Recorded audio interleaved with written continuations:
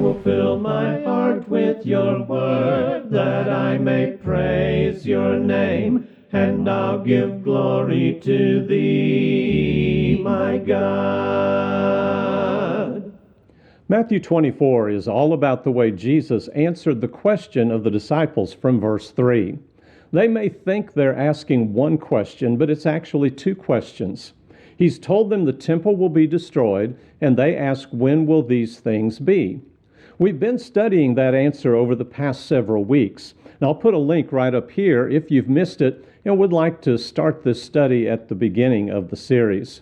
The second question the disciples ask is about the end of the age. Incidentally, they ask about the sign of his coming because of what he previously said in chapter 23. They've associated that with the end of the age. That reference to the sign of his coming actually belongs to the first question. So where does Jesus begin to answer the second question? Well, this is a little hotly argued at times, but I believe you'll see the transition at verse 35. If you aren't paying attention, you'll read right past it. Let's begin by noticing that there is a definite change in tone here.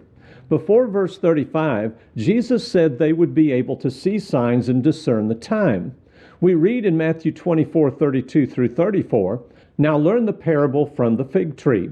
When its branch has already become tender and puts forth its leaves, you know that summer is near. Even so you too, when you see all these things, recognize that he is near, right at the door.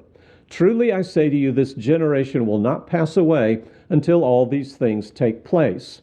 Heaven and earth will pass away, but my words shall not pass away." As easy as looking at a tree, you'll be able to see the signs.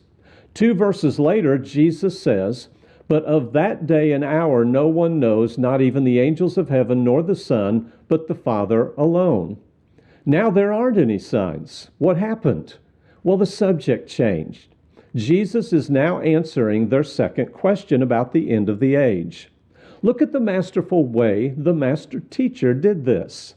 He says in verse 35, "Heaven and earth will pass away, but my words shall not pass away." And then says, "But of that day and hour no one knows." Well, what day and hour? The antecedent of that in verse 36 is the event spoken of in verse 35. That day and hour is when heaven and earth passes away. Verse 35 has declared a fact that has also introduced the remainder of the chapter. As Jesus continues, he compares his coming to the days of Noah. We read this in Matthew 24:37 through 39. "For the coming of the Son of Man will be just like the days of Noah. For as in those days which were before the flood, they were eating and drinking, they were marrying and giving in marriage, until the day that Noah entered the ark, and they did not understand until the flood came and took them all away. So shall the coming of the Son of Man be." We're told that they did not understand until the flood came and took them all away. But who was taken away? The people who didn't understand. The people other than the occupants of the ark who did understand. The wicked were taken away. With that thought of the wicked taken away and the righteous left, Jesus presents this picture of his coming. "Then there shall be 2 men in the field, one will be taken and one will be left. 2 women will be grinding at the mill, one will be taken and one will be left." That's in Matthew 24, verses 40 and 41. Who is taken and who is left behind? Jesus has already told you in the illustration of Noah's days. The wicked are taken and the righteous are left behind. You need to study this text very carefully when someone tries to scare you about being left behind.